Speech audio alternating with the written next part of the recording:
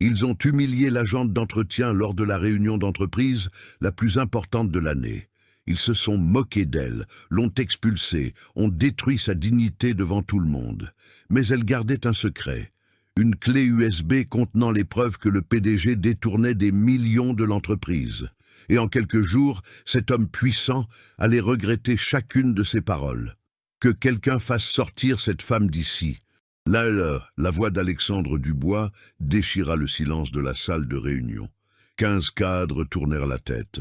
Marie se figea, un chiffon à la main, à côté de la table en verre. « Monsieur, j'étais juste en train de nettoyer pendant ma présentation ?» Alexandre frappa la table de sa main. « Vous ne pouvez pas attendre. Ou est-ce que la pauvreté affecte aussi l'intelligence ?» Des rires étouffés fusèrent des quatre coins de la pièce. Un directeur couvrit sa bouche. Un autre secoua la tête en souriant. Marie sentit son visage s'empourprer. « Je suis désolé, Regardez là !» Alexandre la montra du doigt, comme s'il était au spectacle. Des vêtements usés, des mains calleuses, je parie qu'elle n'a même pas fini le lycée. Et elle veut donner son avis sur la façon dont je gère mon entreprise. Le sang de Marie se glaça. Elle n'avait donné son avis sur rien du tout. Elle faisait simplement son travail. Mais quelque chose glissa de sa main.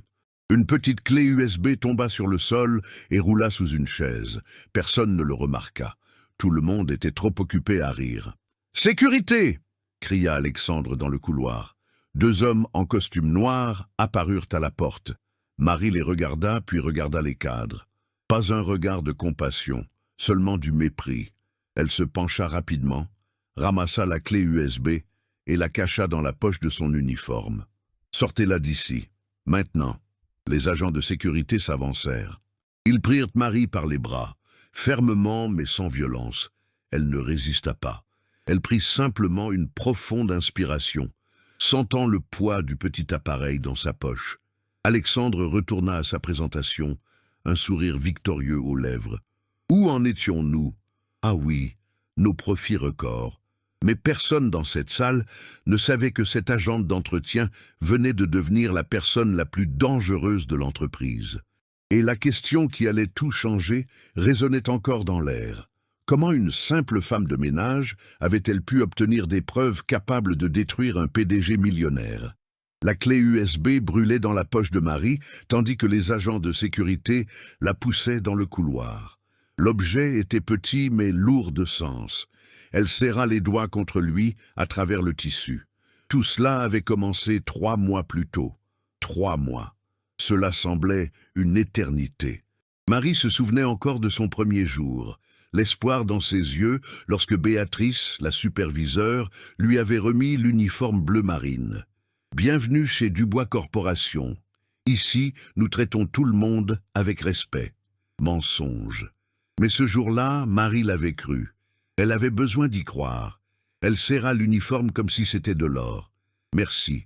Ma fille, elle a besoin d'un traitement. Cet emploi est tout pour moi. » Béatrice sourit. « Travaillez bien et vous aurez un avenir ici. » Avenir. Quel joli mot. Marie imagina Sophie courant à nouveau, sans cette pâleur maladive.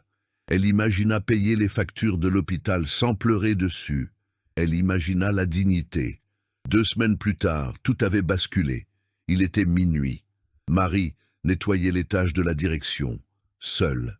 Un silence absolu, seulement le bruit de la cireuse. Elle passa devant l'énorme imprimante et vit des papiers oubliés dans le bac. Elle les prit pour les jeter, mais quelque chose attira son attention. Des chiffres, beaucoup de chiffres. Virement international, compte offshore, 2 340 000 €. Marie fronça les sourcils. Elle n'y connaissait rien en comptabilité, mais cela semblait étrange. La signature en bas, Alexandre Dubois, et une autre signature qui paraissait différente, tremblante. Elle prit une photo avec son vieux téléphone, juste par précaution. Elle remit le document à sa place. La semaine suivante, alors qu'elle nettoyait à 3 heures du matin, elle entendit des voix. La lumière du bureau d'Alexandre était encore allumée. Elle baissa le son de l'aspirateur. Elle ne voulait pas écouter, mais la voix de son patron était trop forte. « Daniel, tu vas signer cette saleté ou tu veux être viré ?» Silence. Personne ne doit savoir pour les détournements. Personne. Compris? Une autre voix, plus basse, tremblante. C'est un crime. Je peux perdre ma licence d'expert comptable. Tu perdras bien plus si tu n'obéis pas. Le bruit d'un papier jeté sur la table. Marie recula, le cœur battant à tout rompre. Détournement. Crime. Elle retourna dans le couloir de service, les mains tremblantes. Au cours des semaines suivantes, elle se mit à prêter attention. Elle photographia des documents oubliés. Elle nota des conversations qu'elle n'aurait pas dû entendre. Elle créa un dossier sur son téléphone. Puis elle acheta une clé USB bon marché et y enregistra tout. Elle ne savait pas exactement quoi faire de tout ça, mais elle savait que c'était important. Elle savait qu'Alexandre Dubois était dangereux. Et maintenant, de retour au présent, tandis que les agents de sécurité la poussaient vers la porte de la rue, elle comprit qu'elle n'avait que deux choix, utiliser ses preuves ou être anéantie par cet homme. Le téléphone vibra dans sa poche. Un message de Sophie, de l'hôpital. « Maman, quand est-ce que tu rentres? Les médecins ont dit que j'ai besoin d'une opération urgente. Ça coûte cher. » Marie s'arrêta sur le trottoir. La fine pluie mouillait son visage, se mêlant à des larmes qu'elle ne réalisait pas qu'elle versait. Les agents de sécurité étaient déjà rentrés. Elle était seule, invisible, comme toujours. Mais maintenant, elle possédait quelque chose qu'Alexandre Dubois craignait, l'information. Et la peur se transforme en pouvoir, entre les mains de ceux qui n'ont plus rien à perdre. Marie ne dormit pas cette nuit-là. Assise à la table de la cuisine de son minuscule appartement, la clé USB devant elle, elle savait qu'elle devait agir. Mais comment? Qui croirait une agente d'entretien accusant un PDG millionnaire? À 7 heures du matin, elle prit sa décision. Elle irait au service de conformité interne de l'entreprise. Le bâtiment de l'entreprise semblait différent à la lumière du jour, plus imposant, plus effrayant. Marie entra par la porte d'entrée, pas par l'entrée de service. Des gens en costume la regardèrent de travers. Elle serra la anse de son vieux sac et se dirigea vers le 10e étage. Le bureau du service de conformité était petit, avec des murs blancs et un jeune employé qui tapait sur son ordinateur. Il ne leva même pas les yeux quand elle entra. « Oui, c'est pourquoi. Je dois déposer une plainte. » La voix de Marie sortit plus faible qu'elle ne l'aurait voulu. « Quel type de plainte? Détournement de fonds? Fraude? J'ai des preuves. » Cette fois, il la regarda. Il la dévisagea de la tête aux pieds, l'uniforme bleu sous son vieux manteau, les mains calleuses. « Vous êtes une employée? »« Oui, du service de nettoyage. » Il soupira. « Et qui dénoncez-vous » Marie prit une profonde inspiration. Alexandre Dubois, le PDG. Le silence qui suivit fut assourdissant.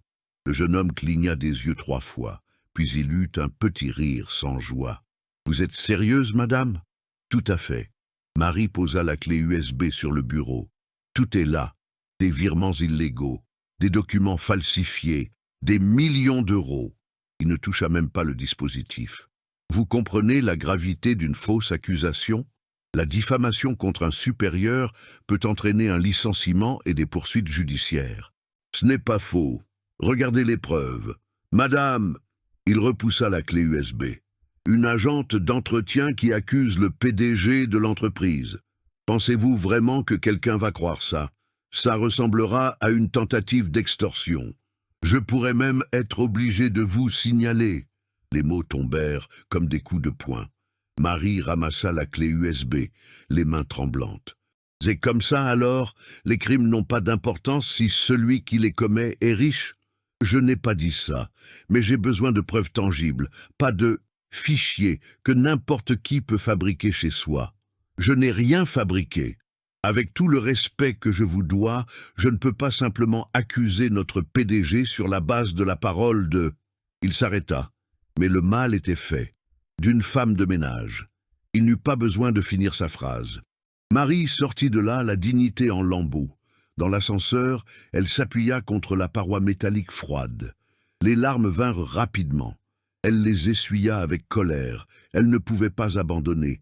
Pas maintenant. La presse. Il fallait que ce soit la presse.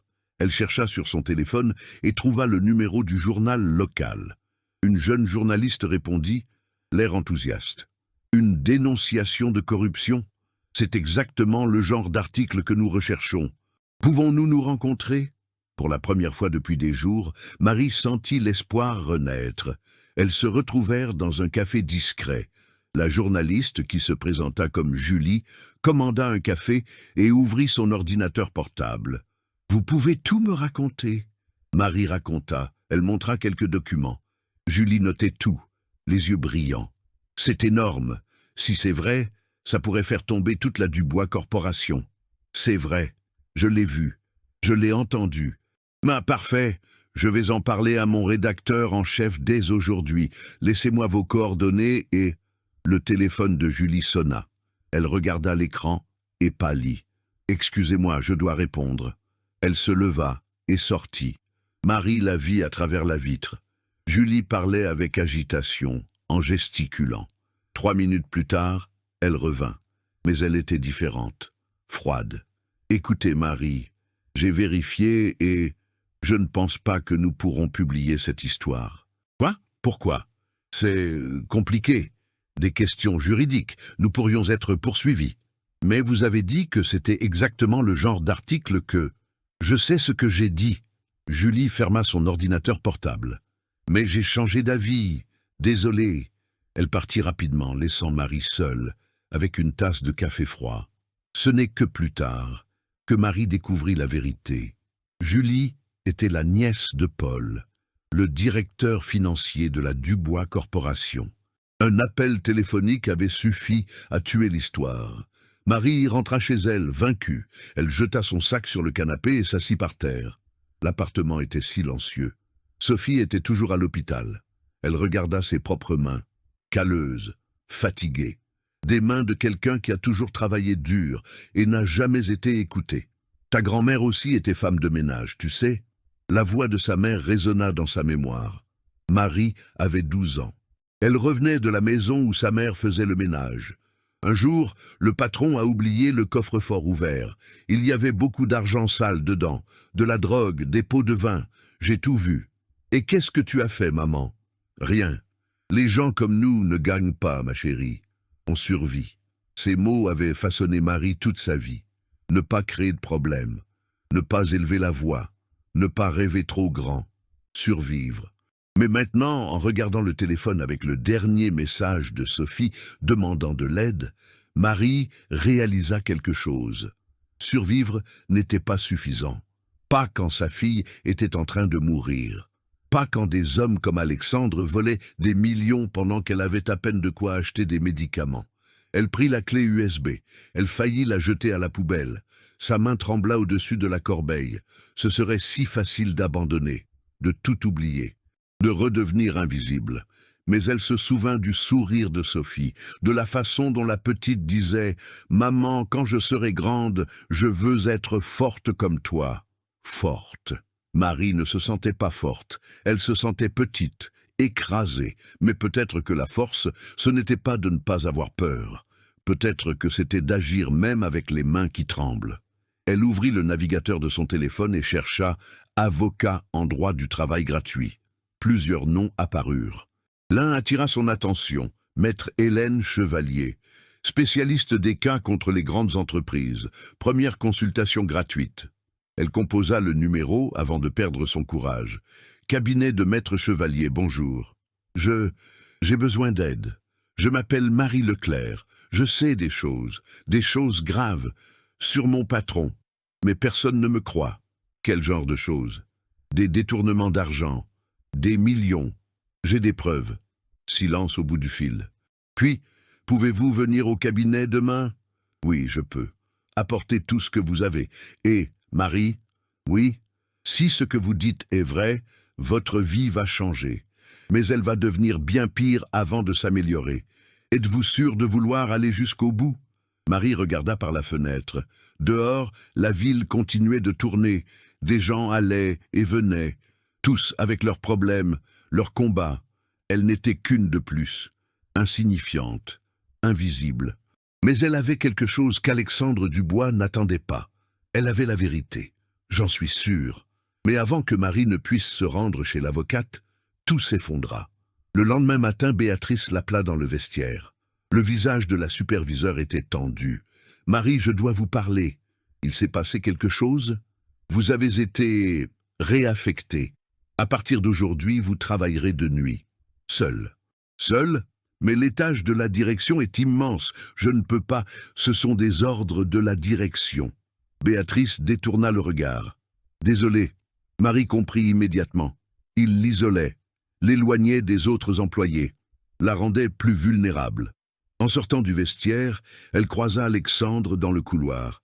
Il ne ralentit même pas, mais murmura en passant. « Faites attention où vous mettez les pieds, Marie. Certaines personnes trébuchent et tombent, de façon permanente. » Son sang se glaça. Les jours suivants, tout empira. Les autres agentes d'entretien arrêtaient de parler quand elle s'approchait. À l'heure du déjeuner, la table où elle s'asseyait toujours se vidait dès son arrivée. Quelqu'un avait répandu une rumeur. « J'ai entendu dire que Marie vole du matériel de nettoyage pour le revendre. » Vraiment? C'est bas. Les gens désespérés font n'importe quoi. Marie tenta de se défendre. « Ce n'est pas vrai. Quelqu'un ment sur moi. » Mais personne ne la regardait dans les yeux. La peur était plus forte que l'amitié. Tout le monde savait qui avait répandu la rumeur, et personne ne voulait contrarier Alexandre Dubois. Une semaine plus tard, la convocation arriva. Réunion générale obligatoire, tous les employés, vendredi, 10 heures. Marie eut un mauvais pressentiment. L'auditorium de l'entreprise était plein à craquer. Plus de 200 personnes. Des employés de tous les secteurs. Marie resta au fond, appuyée contre le mur, essayant d'être invisible. Mais elle sentait les regards, les chuchotements. Alexandre monta sur scène dans son costume à 3000 €. Sourire confiant. La posture de quelqu'un qui n'a jamais été remis en question de sa vie. « Bonjour à tous. Merci d'être venus. » Applaudissements polis. Aujourd'hui, je veux parler de quelque chose de fondamental. L'éthique et la transparence.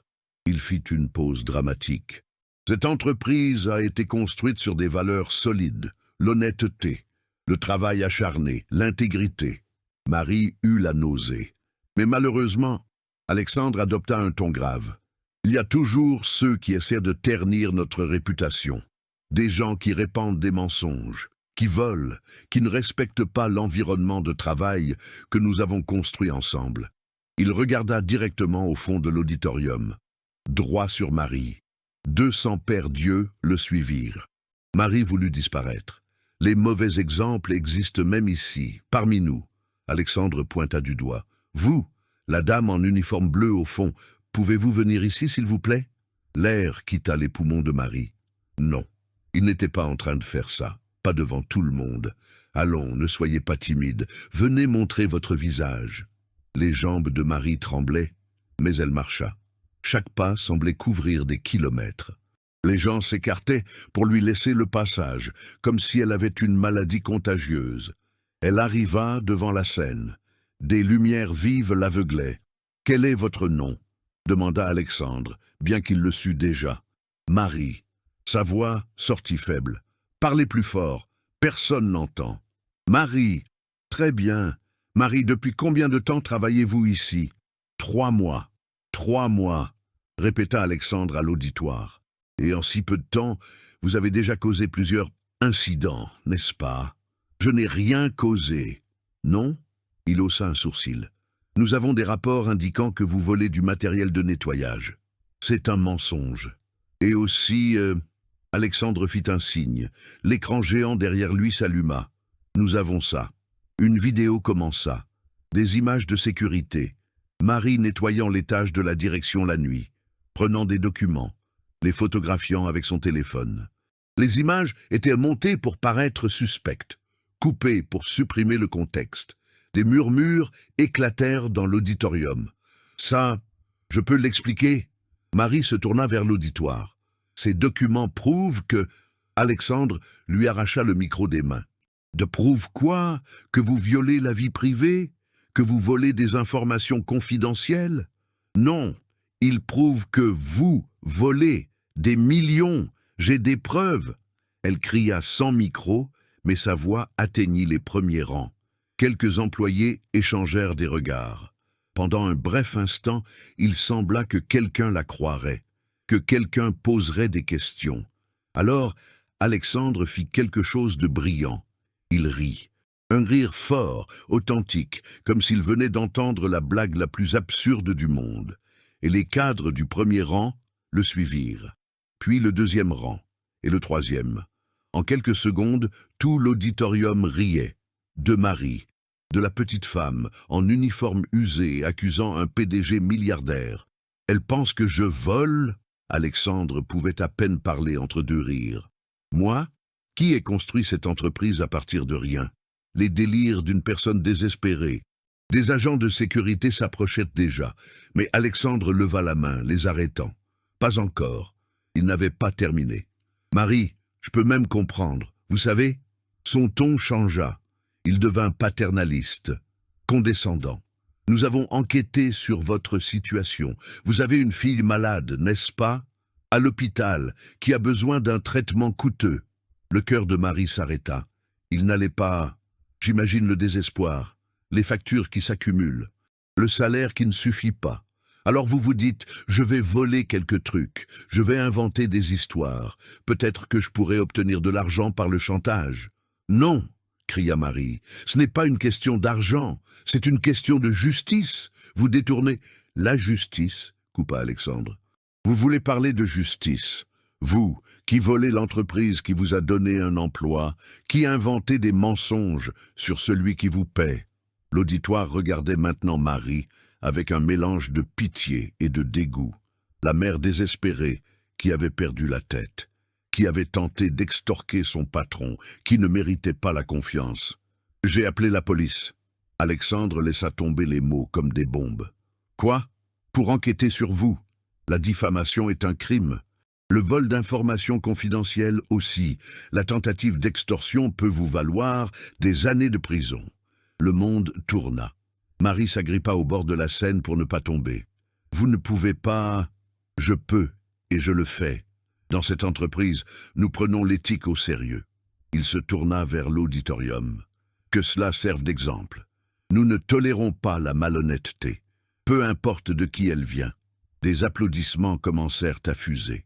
Timide d'abord, puis plus fort, les gens applaudissant leur propre aveuglement, applaudissant le discours d'un voleur sur l'honnêteté, les agents de sécurité s'avancèrent enfin. Ils prirent Marie par les bras, fermement et impersonnellement.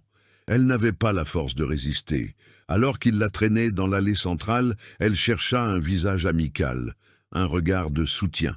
Rien, juste des visages détournés, des regards de jugement. Une collègue qui avait été son amie chuchotait maintenant à une autre, secouant la tête en signe de désapprobation.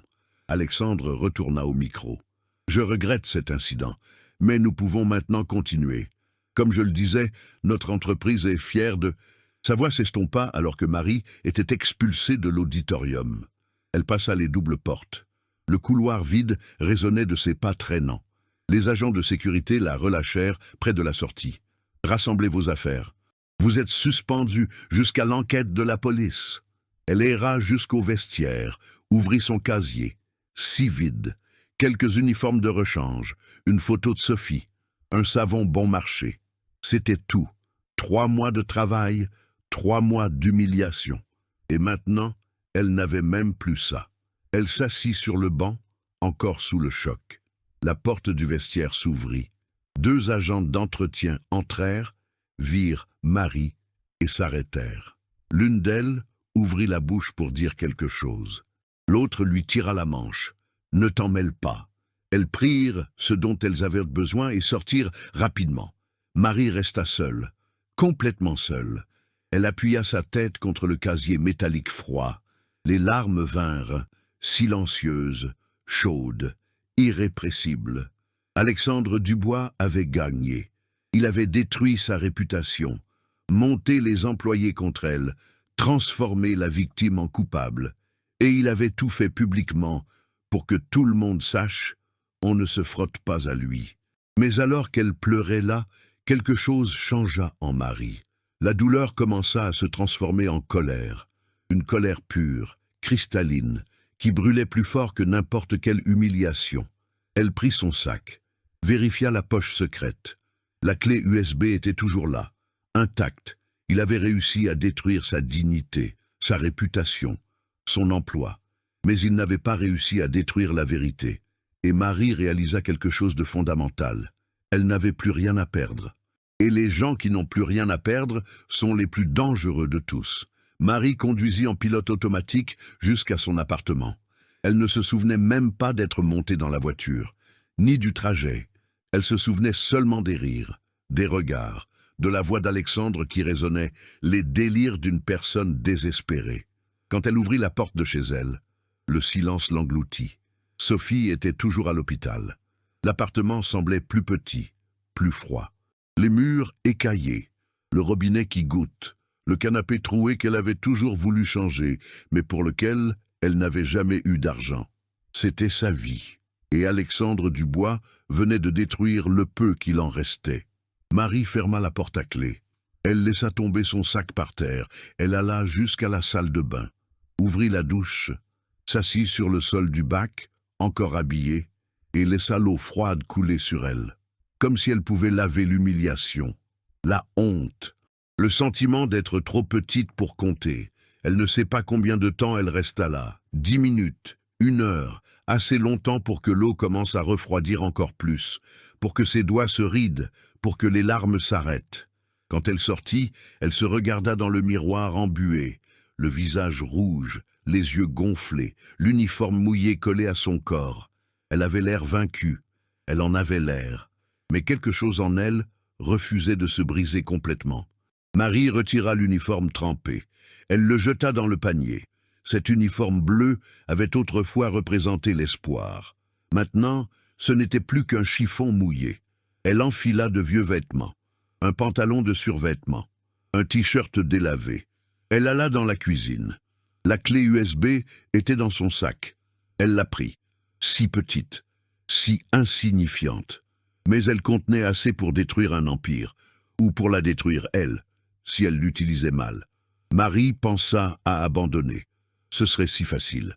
Formater la clé USB, tout oublier, chercher un autre emploi, un endroit où personne ne saurait ce qui s'était passé, recommencer, survivre, comme sa mère l'avait toujours fait. Elle ouvrit le tiroir de la cuisine, prit un vieux briquet, t'éteint la clé USB au-dessus de l'évier. Elle pouvait la brûler, mettre fin à tout ça, redevenir invisible. Sa main trembla. Puis la porte de la chambre s'ouvrit. Marie faillit crier de peur, mais ce n'était que Sophie. La petite était rentrée plus tôt de l'hôpital. Une voisine l'avait ramenée. Elle était pâle, trop maigre, mais elle essayait de sourire. « Maman, pourquoi tu pleures ?» Marie n'avait même pas réalisé qu'elle pleurait encore. Elle s'essuya rapidement le visage. « Je ne pleure pas, c'est juste une allergie. » Sophie s'approcha. Ses 8 ans paraissaient moins quand elle était malade comme ça. Elle serra la taille de sa mère, la serra fort. « Les médecins ont dit que j'ai besoin de l'opération. C'est cher, n'est-ce pas ?» Le cœur de Marie se brisa. « Ne t'inquiète pas pour ça. Mais je m'inquiète. Je t'entends pleurer la nuit. Je sais que l'argent ne suffit pas. » Sophie leva les yeux. « Mais tout ira bien, parce que tu es la personne la plus forte que je connaisse. » « Je ne suis pas forte, mon amour. »« Si, tu l'es. Tu trouves toujours un moyen. Tu te bats toujours. » Les yeux de la petite brillaient d'une confiance que Marie ne ressentait pas. « Quand je serai grande, je veux être comme toi. » Les mots frappèrent Marie comme la foudre. Elle regarda sa fille, ses yeux pleins d'une admiration imméritée, et elle réalisa, si elle abandonnait maintenant, si elle brûlait ses preuves, quelle leçon lui donnerait-elle? Que les gens puissants gagnent toujours, que l'injustice est acceptable. Que les gens comme elle devraient simplement survivre, jamais se battre, non. Elle ne voulait pas que Sophie apprenne ça. Marie serra la clé USB dans sa main. « Va dormir, mon amour. Demain sera un jour meilleur. » Sophie obéit en bâillant. Quand la porte de la chambre se referma, Marie s'assit à la table de la cuisine. Elle ouvrit le vieil ordinateur portable qui fonctionnait à peine, inséra la clé USB. Les preuves étaient toujours là. Des documents, des photos. Des feuilles de calcul montrant des détournements de millions. Elle se souvint du numéro qu'elle avait noté quelques jours plus tôt. Maître Hélène Chevalier, avocate en droit du travail. Il était 11 heures du soir, trop tard pour appeler. Mais Marie prit quand même le téléphone. Elle composa le numéro. 4 sonneries, la messagerie vocale. Marie faillit raccrocher. Puis elle entendit sa propre voix, ferme d'une manière qui la surprit elle-même. « Maître Chevalier, je m'appelle Marie Leclerc. Vous ne me connaissez pas, mais j'ai des preuves de fraude d'entreprise. Des millions d'euros.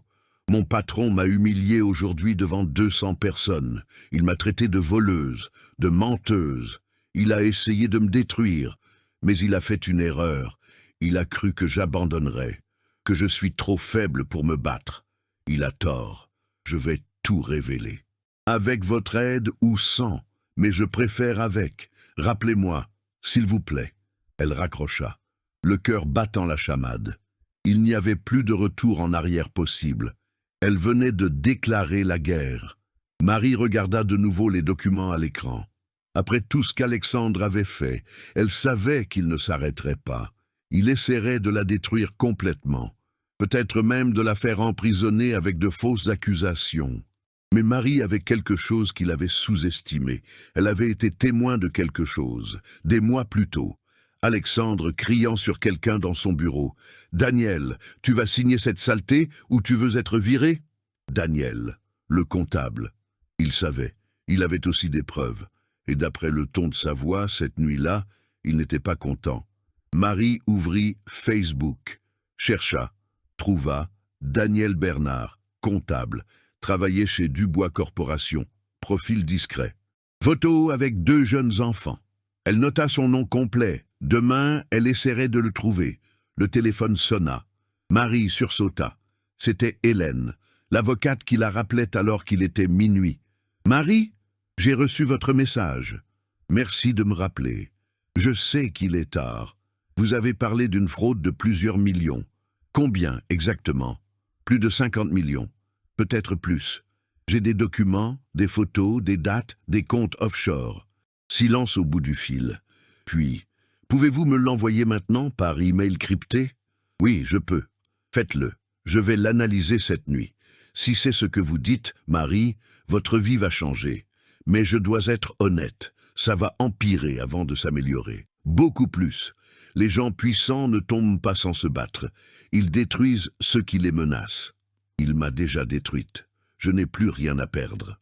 On a tous quelque chose à perdre. Mais je comprends votre colère. Promettez-moi juste une chose. Quoi? Ne faites rien seul, rien d'impulsif. À partir de maintenant, nous travaillons ensemble, stratégiquement, légalement. D'accord? Marie regarda la porte de la chambre où dormait Sophie. Elle pensa au rire dans l'auditorium, au sourire arrogant d'Alexandre. D'accord. Parfait. Envoyez-moi tout. Demain, nous parlerons des prochaines étapes. Marie envoya les fichiers. Puis elle ferma l'ordinateur portable. Pour la première fois depuis des jours, elle ressentit autre chose que du désespoir. Elle ressentit de la détermination. Alexandre Dubois l'avait sous-estimé. Il avait vu une agente d'entretien effrayée et avait cru avoir gagné. Mais il aurait dû s'en rendre compte. Les personnes les plus dangereuses sont celles qui ont déjà touché le fond. Parce que quand on a tout perdu, il n'y a plus de peur. Il n'y a que le combat. Hélène appela à 7 heures du matin.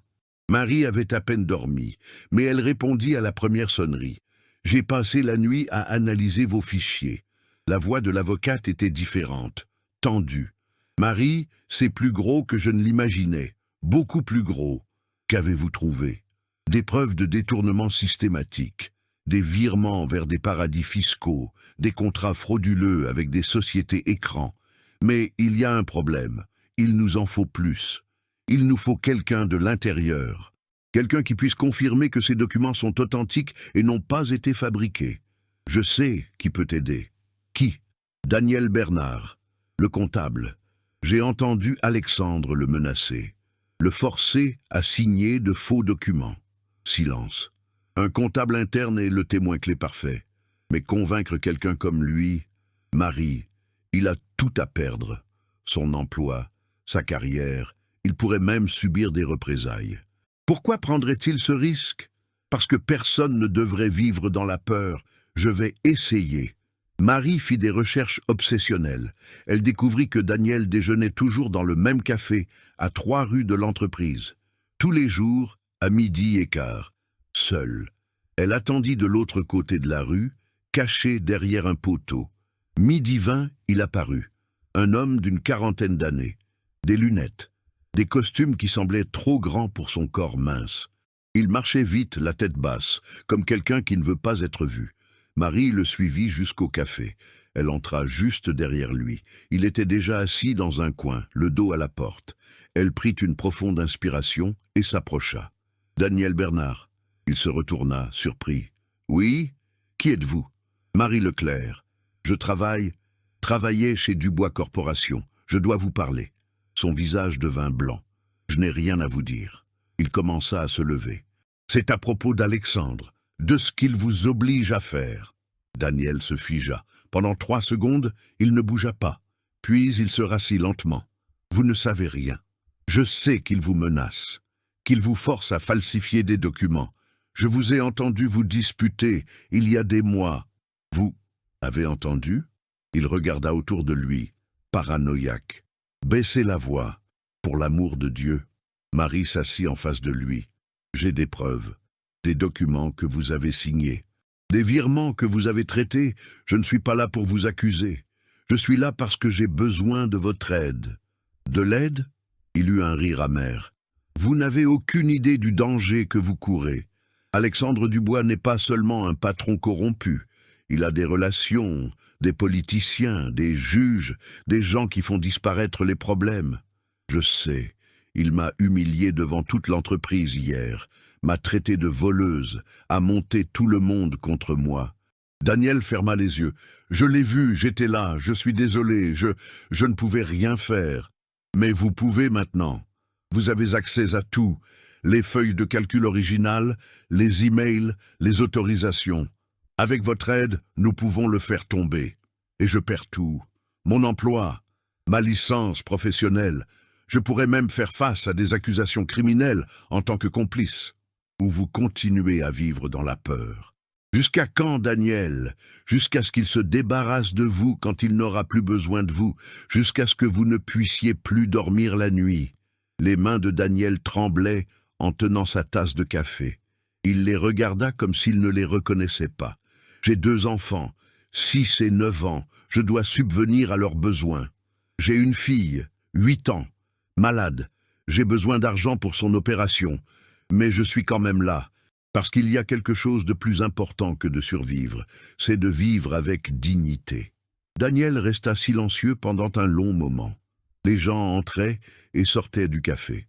Le bruit des assiettes, les conversations, la vie normale qui se déroulait autour d'eux pendant qu'ils décidaient s'ils allaient détruire un empire ou être détruits par lui. « Si je fais ça, dit-il enfin, j'ai besoin de garanties, d'une protection juridique, d'une immunité.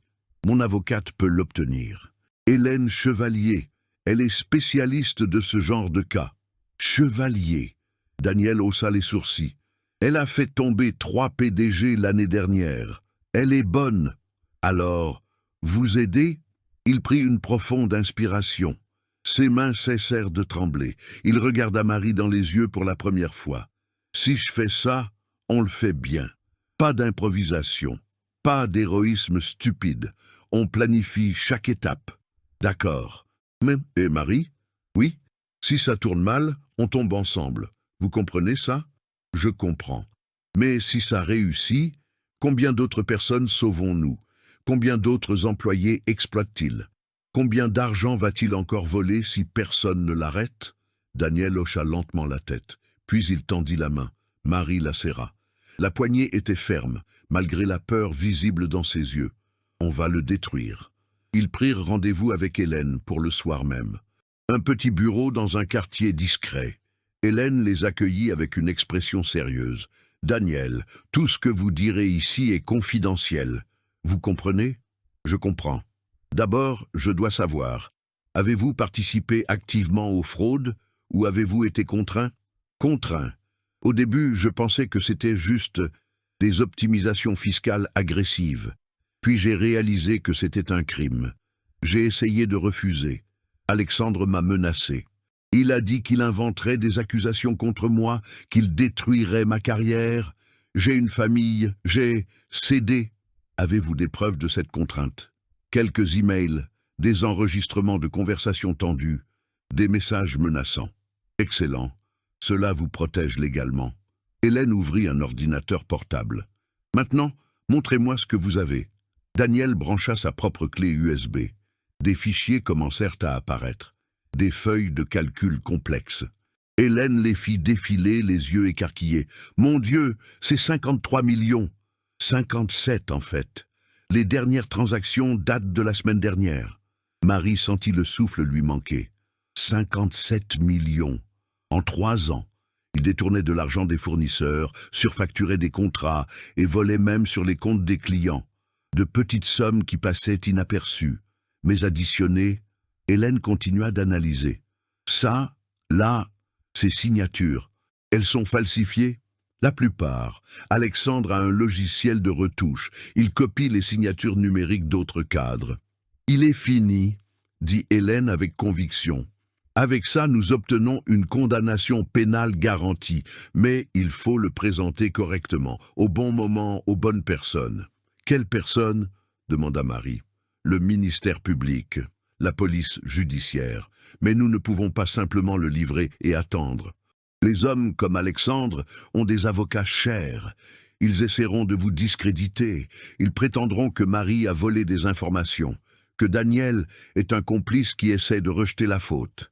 Alors, qu'est-ce qu'on fait? Hélène sourit. Pour la première fois, un sourire dangereux. On le fait avouer, publiquement, d'une manière qu'il ne pourra pas nier. Comment? Alexandre a un grand événement dans 3 jours, la célébration des 10 ans de l'entreprise. Il y aura des investisseurs, des partenaires, la presse. Si nous parvenons à l'exposer là, devant tout le monde, il n'aura aucune issue. Daniel secoua la tête. Impossible d'entrer, la sécurité sera renforcée, et après ce qui s'est passé avec Marie, elle est probablement sur liste noire. Je peux vous faire entrer. Hélène était déjà en train de taper. J'ai des contacts. Vous entrerez en tant qu'accompagnateur d'un investisseur. Et après, on monte sur scène et on l'accuse? Ils nous traîneront dehors avant qu'on ait fini notre première phrase. Pas si les autorités sont présentes. Je vais contacter un procureur qui travaille sur la criminalité en col blanc. S'il accepte d'être là, nous pourrons l'arrêter en flagrant délit au moment des aveux. Des aveux? Fronça les sourcils Marie. Il n'avouera jamais volontairement. Pas volontairement. Mais Alexandre est arrogant. Si on le provoque de la bonne manière, si on attaque son ego devant des personnes importantes, il pourrait laisser échapper quelque chose d'incriminant. Les hommes puissants détestent être remis en question, surtout par des gens qu'ils considèrent inférieurs. Daniel réfléchit. Ça pourrait marcher, mais c'est risqué. Si ça tourne mal, il nous poursuit en justice pour diffamation et on perd tout. Hélène ferma l'ordinateur portable. Mais si ça réussit, on rend 57 millions à ceux qui ont été volés. On met un criminel en prison et on montre que personne n'est au-dessus de la loi. Marie sentit quelque chose qu'elle n'avait pas ressenti depuis des semaines. De l'espoir. Un espoir véritable, vibrant. J'en suis. Daniel hésita. Il regarda ses propres mains. Puis Marie. Finalement Hélène. Mes enfants méritent un père qui fait ce qui est juste. J'en suis aussi. Excellent. Hélène ouvrit un agenda. Nous avons 72 heures. Nous aurons besoin de chaque minute. Daniel, vous préparez un dossier complet avec toutes les transactions. Marie, vous rédigez un témoignage détaillé de tout ce que vous avez vu et entendu. Je m'occupe de la partie juridique et du procureur. Ils travaillèrent jusqu'à l'aube. Marie raconta chaque détail, chaque document qu'elle avait photographié, chaque conversation qu'elle avait entendue. Daniel confirmait avec des données. Hélène transformait tout en un langage juridique solide. À 3 heures du matin, Hélène passa un appel. « Monsieur le procureur Lambert, excusez-moi pour l'heure, c'est urgent. Oui, fraude d'entreprise, 57 millions, j'ai le comptable comme témoin et des preuves documentaires, l'événement est vendredi, je comprends, oui, je serai là, merci. » Elle raccrocha. « Nous avons le procureur, il sera présent à l'événement. Mais il nous faut autre chose. »« Quoi ?» demanda Daniel. « Il nous faut des aveux enregistrés, un audio clair qui ne peut être contesté, un micro caché serait idéal. La sécurité fouillera tout le monde à l'entrée. dit Daniel en se frottant les yeux fatigués. Après l'incident avec Marie, Alexandre a renforcé le protocole. Détecteur de métaux, fouille manuelle. L'enthousiasme retomba. Ils étaient si proches. Mais un détail technique pouvait tout ruiner. Marie regarda par la fenêtre. Le jour se levait presque. Et si les aveux n'étaient pas enregistrés par nous? Comment ça? À l'événement, il y aura la presse, des caméras. Si nous provoquons Alexandre devant elle, tout sera enregistré par les journalistes. Impossible de contester. Hélène frappa sur la table. Brillant, on utilise les médias eux-mêmes comme témoins. Daniel sourit pour la première fois. Alexandre adore se montrer. Il ne refuse jamais une caméra. C'est parfait. Ils finalisèrent le plan. Chaque étape, chaque éventualité. Quand Marie quitta enfin le bureau, le soleil se levait. Elle avait passé toute la nuit blanche, mais elle ne se sentait pas fatiguée. Elle se sentait puissante. Le pouvoir de quelqu'un qui n'est enfin plus seul, qui a des alliés, qui a un plan. Alexandre Dubois l'avait sous-estimée. Il l'avait traitée de faible, d'insignifiante. Mais dans 3 jours, devant tout le monde, elle lui prouverait le contraire. Et il serait trop tard pour qu'il puisse faire quoi que ce soit. Le matin de l'événement arriva avec un ciel lourd et gris. Marie se réveilla à 5 heures du matin, l'estomac noué. C'était le jour J. Tout ce qu'ils avaient planifié au cours des dernières 72 heures allait être mis à l'épreuve. Elle alla dans la chambre de Sophie. La petite dormait profondément, sa respiration douce. Marie lui embrassa le front. « Tout ira bien, mon amour. Je te le promets. » Hélène lui avait envoyé une robe prêtée. Rien d'extravagant, mais décent. Bleu marine, simple, élégante. Marie se regarda dans le miroir. Elle ne se reconnaissait pas sans son uniforme de nettoyage. Elle semblait être une personne différente. Peut-être l'était-elle. Le téléphone sonna. « Daniel, j'ai réussi à nous mettre sur la liste des invités. Nous sommes les accompagnateurs de l'investisseur Marc Leroy. Il nous aide. Il est au courant du plan, il est au courant. Et il approuve. Alexandre a aussi détourné de l'argent de ses investissements. Il veut se venger autant que nous. » À 9 heures, Marie retrouva Daniel et Hélène dans un café près du lieu de l'événement. Le grand hôtel, une salle de bal luxueuse. Le genre d'endroit où Marie n'était jamais entrée auparavant. « Nerveuse ?» demanda Hélène. « Terrifiée. C'est normal. Mais tu es prête. Nous avons tout revu. Tu sais exactement quoi dire. » Daniel remuait son café sans le boire. Le procureur a confirmé sa présence. Il arrivera vers 10h30. Dès qu'il entrera, tu commences. Et si Alexandre me fait expulser avant? Il n'aura pas le temps. Tu montes au micro, tu lances les accusations rapidement, Daniel présente les preuves à l'écran et le procureur agit. Rapide et chirurgical. Marie prit une profonde inspiration. Et si ça tourne mal? Hélène lui prit la main. Alors au moins, nous aurons essayé. Mais ça va marcher. Fais confiance. Ils arrivèrent à l'hôtel à 10 heures. L'entrée était bondée. Voiture de luxe. Gens en costume cher, agents de sécurité partout. Marie sentit ses jambes flageoler. Daniel montra les invitations. L'agent de sécurité vérifia la liste, fronça les sourcils. Marc Leroy est accompagnateur? Oui, il est déjà entré. Vous êtes en retard. Les embouteillages, mentit Daniel avec une facilité surprenante. Ils passèrent les détecteurs de métaux. Rien ne sonna. Ils n'avaient pas de micro caché. Ils comptaient sur les caméras des journalistes présents. Marie entra dans la salle et faillit en avoir le souffle coupé. Immense, lustres en cristal, table décorée, plus de 300 personnes. Sur la scène, un écran géant et un pupitre avec un micro. Alexandre n'était pas encore apparu.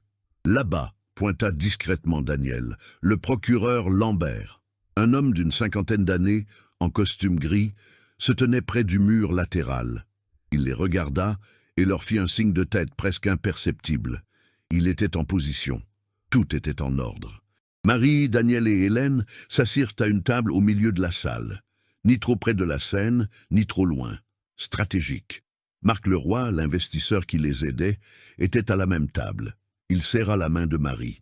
Courage, tout va bien se passer. 10h15. La musique de fond s'arrêta. Les lumières s'éteignirent partiellement. Des projecteurs illuminèrent la scène. Alexandre Dubois entra par le côté, un sourire confiant, les bras ouverts comme un empereur recevant ses sujets. Les applaudissements éclatèrent. Il salua, remercia, monta au pupitre. « Bonjour à tous, quelle joie de voir autant de personnes importantes réunies. » Plus d'applaudissements. Marie eut la nausée. Cet homme avait volé des millions. Il avait détruit des vies, et il était applaudi. Alexandre commença son discours. 10 ans, une décennie de travail acharné, de réussite, de croissance. Marie regarda l'horloge. 10h20. Le procureur devrait arriver dans 10 minutes. Elle devait juste attendre le bon moment. Mais alors, quelque chose se produisit. Un agent de sécurité s'approcha de leur table, se pencha près de Daniel. « Monsieur, pouvez-vous me suivre ?» Daniel pâlit. « Pourquoi ? Suivez-moi, c'est tout. »« Maintenant. » Hélène se leva. « De quel droit ? Asseyez-vous. Tous. » La voix de l'agent était basse mais menaçante. Marie regarda la scène. Alexandre continuait son discours, mais ses yeux étaient fixés sur eux. Il savait. D'une manière ou d'une autre, il avait découvert.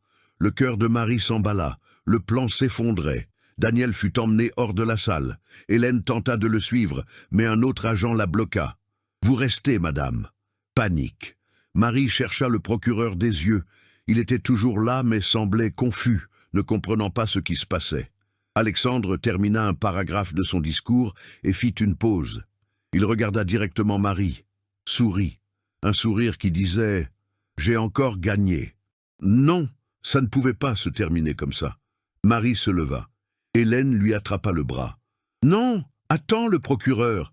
Mais Marie ne pouvait pas attendre. Daniel était en train d'être emmené. Les preuves étaient avec lui. S'il quittait le bâtiment, il perdrait tout.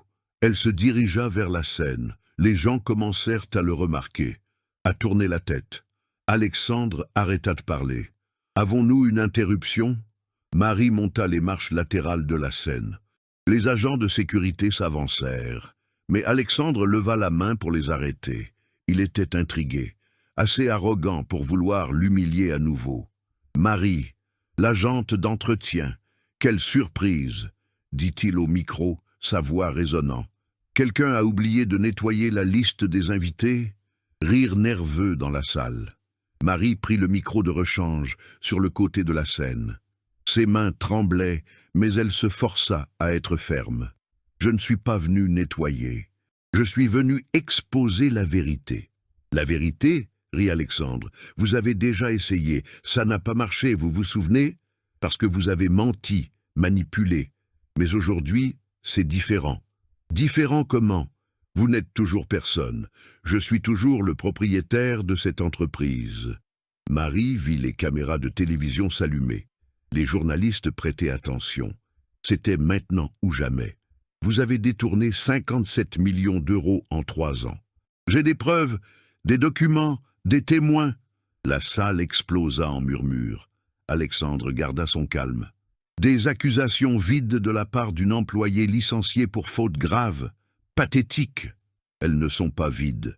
Daniel Bernard, votre comptable, a tout.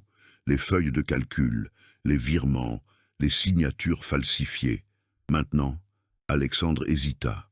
Ses yeux cherchèrent quelqu'un hors de la scène. Un signal. Marie comprit. C'était pour ça qu'ils avaient emmené Daniel. Pour qu'il ne présente pas les preuves. Mais alors les portes de la salle s'ouvrirent. Daniel entra à nouveau, escorté non pas par les agents de sécurité d'Alexandre, mais par 2 agents de la police judiciaire.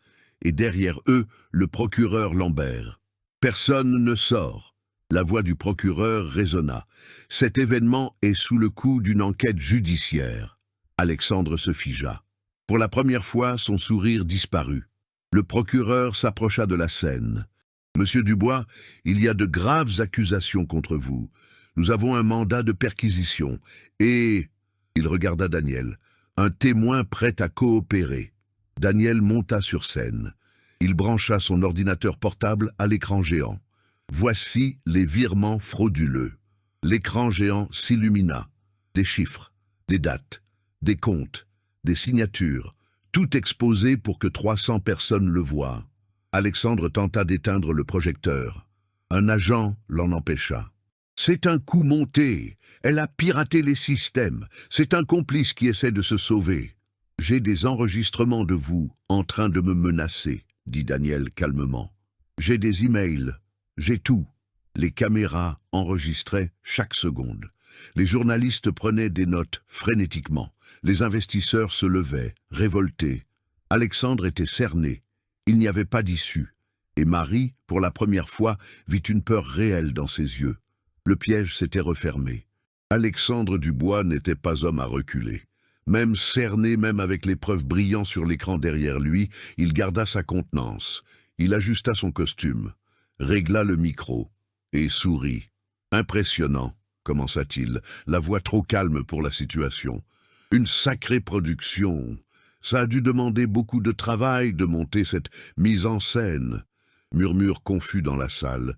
Les gens ne savaient pas qui croire.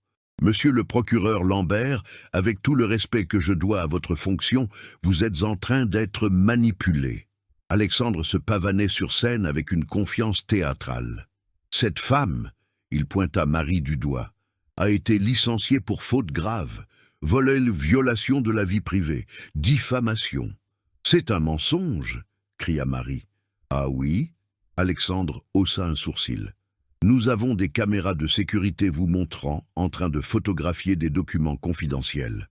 Nous avons des témoins qui affirment que vous répandiez des rumeurs. Et maintenant, vous vous présentez ici avec des accusations fantaisistes. Il se tourna vers l'auditoire. Et Daniel, pauvre Daniel, un comptable qui a commis des erreurs, qui sait qu'il est sur le point d'être licencié et qui décide d'inventer une histoire pour détourner l'attention de ses propres manquements. Je n'ai pas commis d'erreur. Vous m'avez forcé à... Forcer? Rit Alexandre. Quelqu'un ici m'a-t-il vu forcer qui que ce soit? Quelqu'un en a-t-il la preuve? Ou ne sont-ce que les paroles d'un homme désespéré? Le procureur s'avança. Monsieur Dubois, les documents. Les documents peuvent être falsifiés. N'importe qui avec des connaissances de base en retouche peut le faire. Nous vivons à l'ère numérique, monsieur le procureur. Photoshop existe. Il ouvrit les bras. Voyez-vous, j'ai construit cette entreprise à partir de rien. 10 ans de travail honnête. J'ai employé des centaines de personnes, j'ai payé des millions d'impôts. Et maintenant, 2 employés à problème se présentent avec des accusations absurdes. Certains investisseurs semblaient perplexes. Le doute s'insinuait. Alexandre le sentit et attaqua. J'ai des avocats, les meilleurs du pays. J'ai des auditeurs externes qui vérifient mes comptes chaque année. J'ai une transparence totale. Il regarda droit vers les caméras. S'il y avait la moindre irrégularité, elle aurait déjà été détectée. Il était en train de renverser la situation. Marie sentit le sol se dérober sous ses pieds. Il était trop doué pour ça. Des années de mensonges l'avaient transformé en maître de la manipulation. « Monsieur le procureur », continua Alexandre sur un ton presque paternel, « je comprends que vous deviez enquêter sur les dénonciations. C'est votre travail. Mais faire irruption dans un événement privé, causer un tel embarras sur la base d'accusations non vérifiées, c'est de l'abus d'autorité. » Des murmures d'approbation commencèrent à s'élever. « Et quant à vous, Marie, » Alexandre se tourna vers elle, « j'ai même de la peine pour vous. Je sais que votre fille est malade. Je sais que vous êtes désespérée pour de l'argent. Mais inventer des crimes, essayer de m'extorquer, ça ne la sauvera pas. Ça ne fera que vous mettre en prison. Je n'invente rien. Alors prouvez-le, pas avec des documents que n'importe qui peut fabriquer. Prouvez-le vraiment. » Il croisa les bras, triomphant. « Parce que moi, j'ai la conscience tranquille. J'ai bâti cet empire à la sueur de mon front et avec mon intelligence. Et je ne laisserai personne détruire ma réputation avec des mensonges. » Il balaya la salle du regard. « Quelqu'un ici croit-il vraiment que moi, Alexandre Dubois, j'aurais besoin de voler? J'ai de l'argent. Je gagne des millions légalement. Pourquoi risquerais-je tout pour des détournements? » La logique était séduisante, dangereuse, et elle fonctionnait. Marie vit l'expression du procureur. Le doute, il lui en fallait plus. Beaucoup plus. Daniel s'avança, les mains tremblantes, mais la voix ferme. « Parce que vous n'avez pas de millions. Vous avez des dettes. » Alexandre se tourna brusquement. « Quoi » L'entreprise est en faillite. Ou presque. Daniel pointa son ordinateur portable. « Je peux le prouver. » Il cliqua. Une nouvelle feuille de calcul apparut sur l'écran géant. Des chiffres en rouge. Des dettes astronomiques. Des prêts non remboursés. La Dubois Corporation doit 120 millions à ses créanciers. Vous détourniez de l'argent non pas pour vous enrichir, mais pour maintenir l'illusion du succès, pour payer des dettes personnelles, pour maintenir un style de vie que vous ne pouviez plus vous permettre. La salle explosa. Alexandre devint livide. C'est confidentiel. Comment as-tu... Je suis le comptable. J'ai accès à tout. Daniel cliqua à nouveau. Voici vos comptes personnels. Offshore aux îles Caïmans. 57 millions déposés en 3 ans. Exactement le montant détourné de l'entreprise. Des images de relevés bancaires remplirent l'écran. Chaque transaction datée. Chaque montant correspondant au document que Marie avait photographié. « Ça ne prouve rien », tenta Alexandre, mais sa voix se cassa. « Ça prouve tout. » Daniel ouvrit un fichier audio. « Et j'ai plus encore. » Un clic. La voix d'Alexandre résonna dans les haut-parleurs. « Daniel, tu vas signer cette saleté ou tu veux être viré. Personne ne doit savoir pour les détournements. Personne. » Silence absolu dans la salle. « C'est monté !» cria Alexandre. « C'est enregistré. » Daniel montra son téléphone. « Décembre de l'année dernière. Dans votre bureau. Vous m'avez menacé. Vous m'avez forcé à falsifier les bilans. » Un autre clic. Un autre audio. « Si tu ouvres la bouche, je détruis ta carrière. J'inventerai des accusations. Tu iras en prison avant moi. » Les caméras captaient tout. Les journalistes filmaient l'écran géant montrant les relevés. Les audios en cours de lecture. Il n'y avait aucun moyen de le nier, aucun moyen de le retoucher ou de le manipuler. C'était réel. Incontestable. Alexandre tenta d'arracher l'ordinateur portable de Daniel. 2 agents de la police judiciaire le maîtrisèrent. « Lâchez-moi, vous ne pouvez pas. Nous pouvons, » dit enfin le procureur, « et nous le ferons. » Il fit un signe. D'autres agents entrèrent dans la salle, bloquèrent toutes les sorties. « Alexandre Dubois, vous êtes en état d'arrestation pour enquête pour fraude d'entreprise, blanchiment d'argent et faux en écriture. »« Non !» se débattit Alexandre. « J'ai des avocats, j'ai des droits, vous ne savez pas à qui vous avez affaire. » Mais pour la première fois de sa vie, ses cris n'avaient aucune importance, parce que la vérité, enfin, était plus forte. Pendant 5 secondes, personne ne bougea. Toute la salle figée dans un silence absolu, 300 personnes digérant ce dont elles venaient d'être témoins. Puis vint le premier murmure. « Il a vraiment volé !» La voix venait de la 2e table. Un homme d'affaires aux cheveux gris. Il regardait l'écran qui affichait encore les relevés bancaires. Les chiffres ne mentaient pas. 120 millions de dettes. Une autre voix. « J'ai investi 5 millions ici l'année dernière. » Le murmure grandit, devint un brouhaha, puis explosa en voix forte, indigné, révolté. « Il a utilisé mon argent pour payer ses factures personnelles. Mes actions ne valent donc plus rien. Je lui ai fait confiance. » Marc Leroy, l'investisseur qui avait aidé Marie, se leva. Il pointa du doigt Alexandre. « Vous m'avez regardé dans les yeux et m'avez garanti un retour de 20%. Vous m'avez menti en face. » D'autres investisseurs se levèrent, une vague de corps, des visages rouges de colère, des mains pointées, des voix accusatrices. Paul, le directeur financier, était blanc comme un linge. Il se leva en tremblant. « Je n'ai jamais autorisé ces virements. Il a falsifié ma signature. » Fernanda, la directrice qui avait toujours soutenu Alexandre, se recula dans un coin. Elle tentait de disparaître. Elle réalisait trop tard qu'elle avait défendu un criminel. Les journalistes encerclèrent la scène. Les caméras filmant sous tous les angles. Un journaliste cria « Monsieur Dubois, avez-vous quelque chose à déclarer? Allez-vous rembourser l'argent ?» Alexandre ne répondit pas. Il était tenu par 2 agents, mais il ne se débattait plus. Il regardait la salle, comme s'il ne reconnaissait pas où il était, comme si tout était un cauchemar. Une femme à la 5e table se mit à pleurer. « J'ai licencié 10 employés parce qu'il a dit que l'entreprise avait des problèmes. Mais le problème, c'était lui. »« Combien de familles a-t-il détruites ?» cria un autre homme. « Combien d'entre nous vont tout perdre à cause de lui ?» La foule vibrait d'une énergie dangereuse. La sécurité dut former une barrière pour empêcher les gens de monter sur scène. Marie vit des cadres qui s'étaient moqués d'elle lors de l'humiliation précédente se reculer maintenant. Honteux, effrayés, ils avaient choisi le mauvais camp. Et maintenant, tout le monde le savait. Une employée du service administratif, que Marie reconnut vaguement, commença à applaudir. Seule, au début. Des applaudissements lents, délibérés. Puis, une autre personne applaudit, et une autre. En quelques secondes, la moitié de la salle applaudissait. Pas Alexandre. Ils applaudissaient Marie.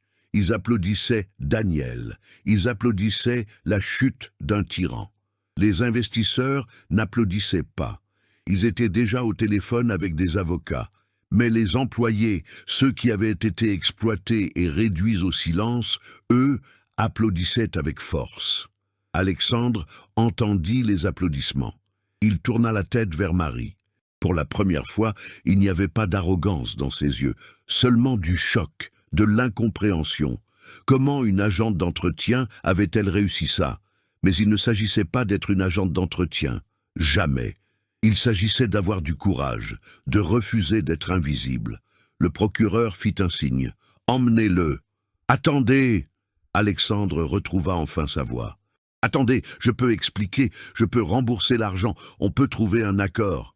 Il est trop tard pour les accords. »« Non, vous ne comprenez pas, je peux payer, j'ai des contacts, je peux tout récupérer. » Désespoir pur.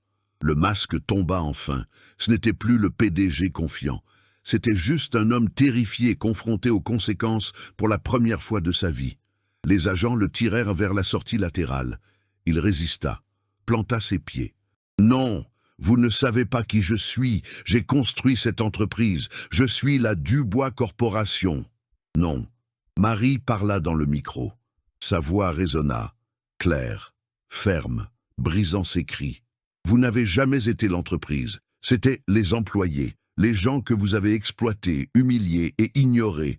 Ce sont eux qui l'ont construite. Vous n'avez fait que voler le mérite. Alexandre tenta de répondre, mais un agent le poussait déjà dehors. « Ce n'est pas fini !» cria-t-il depuis la porte. « J'ai des avocats, les meilleurs. Je vais tous vous poursuivre en justice. »« Poursuivez-nous !» dit Daniel calmement. « Nous avons des preuves de tout. Et maintenant, le monde entier le sait. » Les caméras continuaient de filmer. L'image d'Alexandre, escorté par des agents de la police judiciaire, ferait la une de tous les journaux. Le PDG milliardaire, arrêté, humilié. Les portes se refermèrent derrière lui. Le son résonna dans la salle. Puis de nouveau le silence. Mais différent du précédent. Ce n'était pas du choc, c'était du soulagement. Comme l'air qui entre enfin après des années d'étouffement. Marie regarda l'endroit où se tenait Alexandre quelques secondes plus tôt. Le pupitre vide. L'écran géant affichant toujours les preuves de ses crimes. Elle ne ressentit pas de joie, pas de vengeance satisfaite. Elle ressentit seulement de la fatigue et une paix profonde. Elle descendit de la scène, les jambes tremblantes. Hélène la serra fort dans ses bras. « Tu as réussi !» Daniel nettoya ses lunettes, les mains tremblant encore. « On a réussi !» Le procureur s'approcha. « Vous devrez faire une déposition formelle dans les prochains jours, mais pour l'instant, il tendit la main. Merci. Des cas comme celui-ci ont rarement une fin juste. Vous l'avez assuré. » Marie lui serra la main. Cela ne semblait toujours pas réel. Les investisseurs sortaient en groupe, discutant de poursuites judiciaires. Les employés entouraient Daniel, posant des questions. Les journalistes tentaient d'interviewer Marie, mais elle ne voulait qu'une chose, voir sa fille. Parce qu'enfin, pour la première fois depuis des mois, Marie avait l'espoir que tout irait bien. Pas parce qu'Alexandre était tombé, mais parce qu'elle était restée debout. Marie sortit de l'hôtel hébétée. La lumière du jour l'aveugla une seconde. Derrière elle, des voix discutaient encore. Des avocats arrivaient, d'autres autorités. Un chaos maîtrisé, mais elle n'en faisait plus partie, plus maintenant. Hélène la rattrapa sur le trottoir. « Où vas-tu ?»« À l'hôpital. Je dois voir ma fille. »« Tu veux que je t'emmène ?»« Non. J'ai besoin d'un moment seul, pour digérer. » Hélène hocha la tête. « Je t'appelle demain. » Ils auront besoin de toi pour les dépositions. Mais aujourd'hui, repose-toi. Daniel apparut aussi, le visage encore pâle, mais il y avait quelque chose de différent dans ses yeux. De la légèreté, comme quelqu'un qui a déposé un fardeau après des années à le porter. Marie, merci. Sans toi, je n'aurais jamais eu le courage.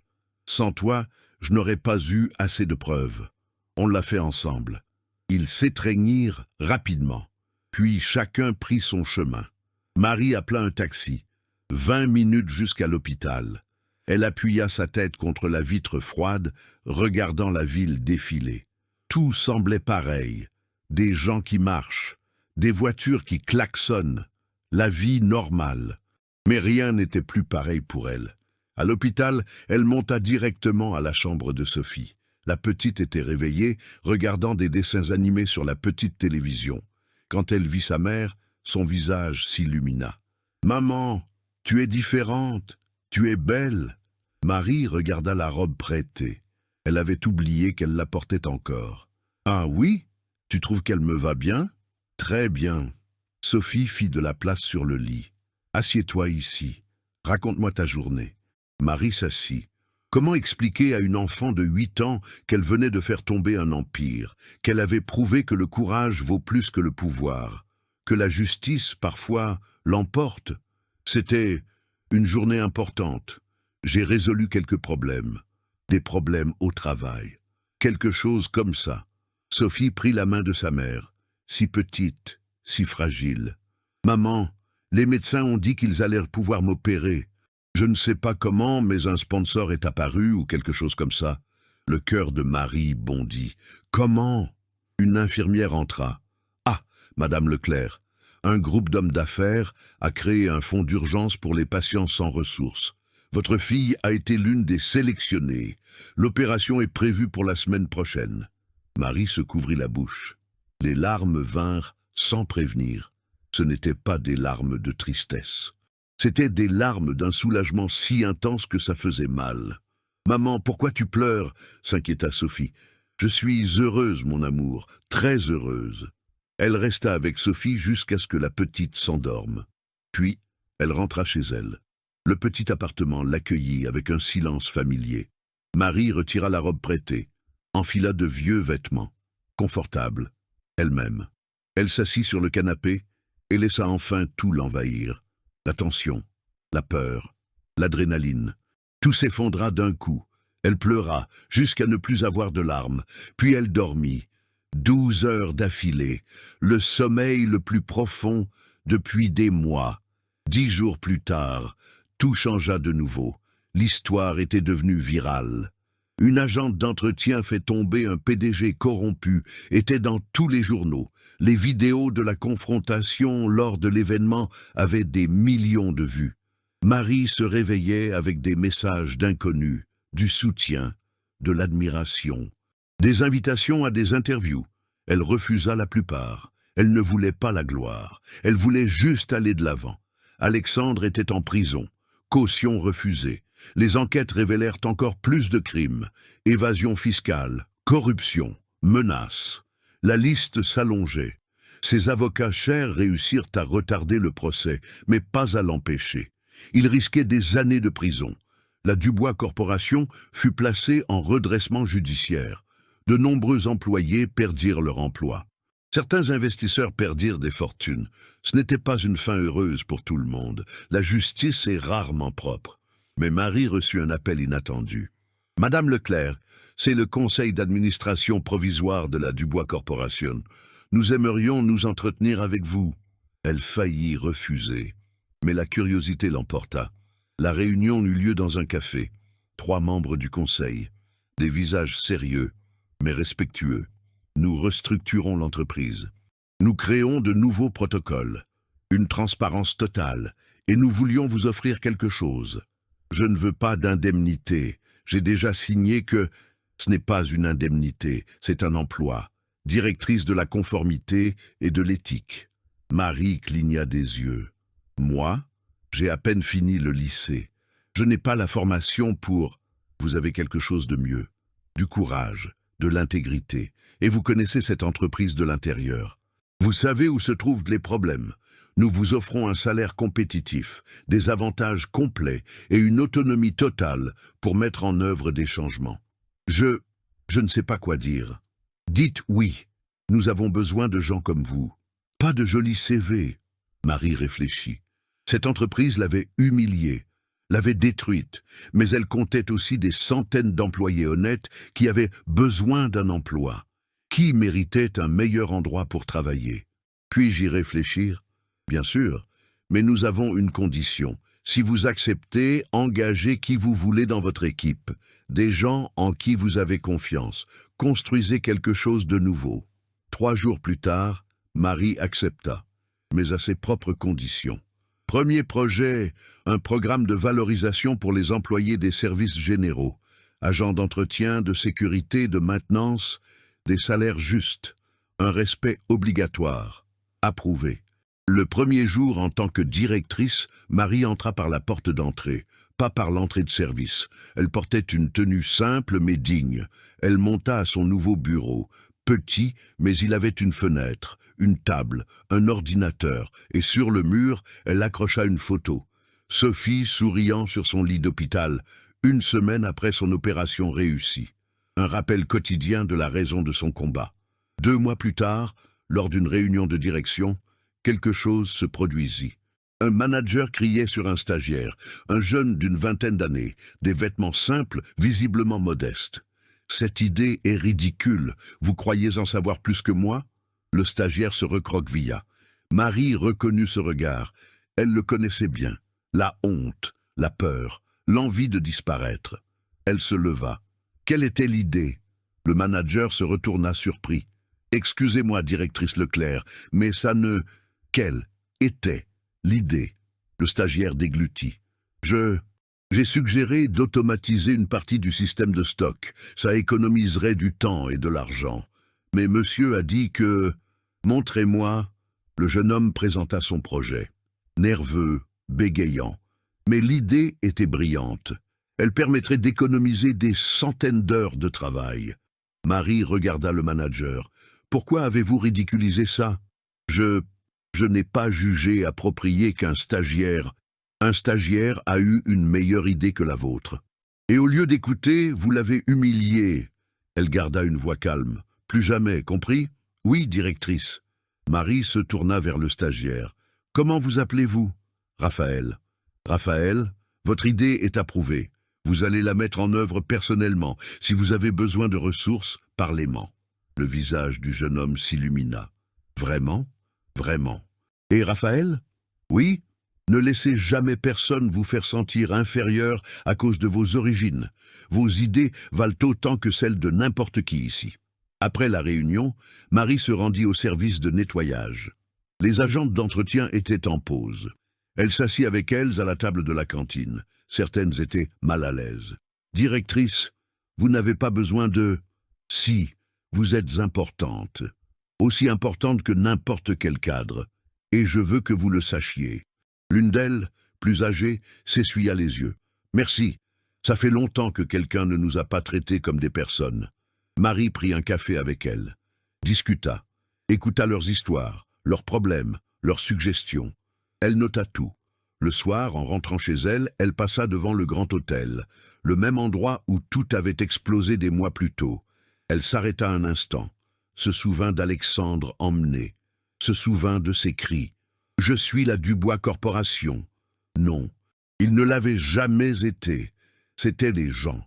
Ça l'avait toujours été. Marie continua de marcher. Elle prit le bus pour rentrer chez elle, le même bus que d'habitude, le même petit appartement. Sophie l'attendait avec ses devoirs. « Maman, aujourd'hui la maîtresse a parlé de toi à l'école. »« Ah bon? Elle a dit que tu es un exemple de courage, que tu as changé toute une entreprise. » J'étais fier. Marie serra sa fille dans ses bras. J'ai juste fait ce qui était juste. C'est suffisant. Et peut-être que ça l'était. Peut-être que changer le monde ne nécessitait pas de super pouvoirs. Seulement des gens ordinaires refusant d'accepter l'injustice. Marie regarda par la fenêtre. La ville scintillait sous les lumières de la nuit. Des milliers de personnes, chacune avec ses combats, ses histoires. Elle n'était que l'une d'entre elles, une agente d'entretien qui avait refusé d'être invisible, et cela avait suffi à tout changer. L'histoire de Marie nous rappelle quelque chose de fondamental. Personne n'est invisible, personne n'est trop petit pour faire la différence. Une femme de ménage a affronté un PDG milliardaire et a gagné, pas parce qu'elle avait de l'argent, pas parce qu'elle avait du pouvoir, mais parce qu'elle avait quelque chose de plus précieux, le courage de défendre la vérité. Combien de personnes autour de vous sont réduites au silence en ce moment même? Combien d'injustices se produisent parce que personne n'ose parler? Le changement commence lorsqu'une personne décide que c'en est assez. Lorsque quelqu'un, même en tremblant de peur, fait le premier pas. Marie aurait pu abandonner. Elle a été humiliée publiquement, a perdu son emploi, a été traitée de voleuse, de menteuse, de folle. Toutes les raisons d'abandonner étaient ça. Mais elle a continué. Parce qu'elle savait que certaines batailles valent chaque larme, chaque nuit blanche, chaque moment de doute. Et à la fin, la vérité a prévalu.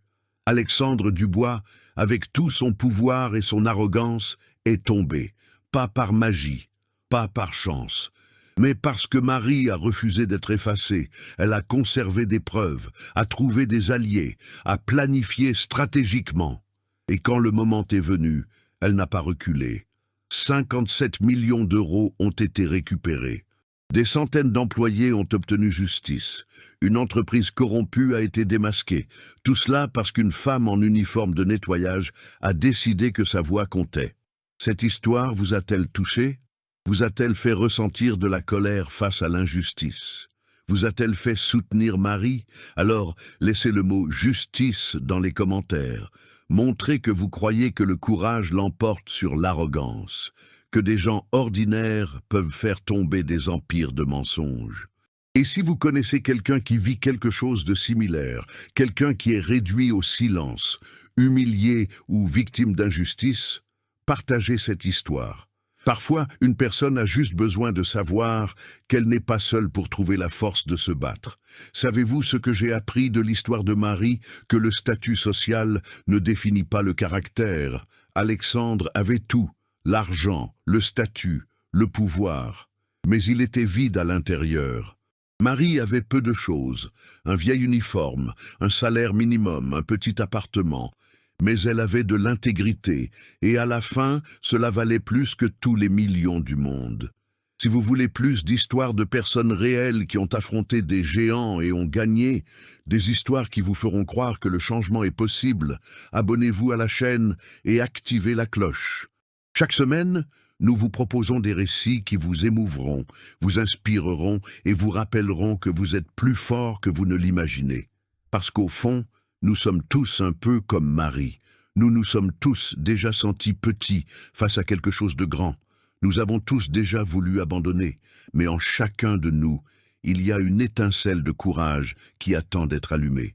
L'histoire de Marie s'est terminée par une victoire. Mais il y a des milliers d'histoires qui s'écrivent en ce moment même, des gens qui se battent, qui résistent, qui refusent d'accepter l'injustice. Quelle sera la prochaine histoire que nous raconterons? Peut-être que ce sera la vôtre. Merci d'avoir regardé jusqu'à la fin. Votre présence ici signifie que vous vous souciez, que vous croyez en la justice, et c'est déjà le premier pas pour changer le monde. On se retrouve dans la prochaine histoire. Et n'oubliez pas, vous n'êtes jamais trop petit pour faire la différence. Vous ne l'avez jamais été.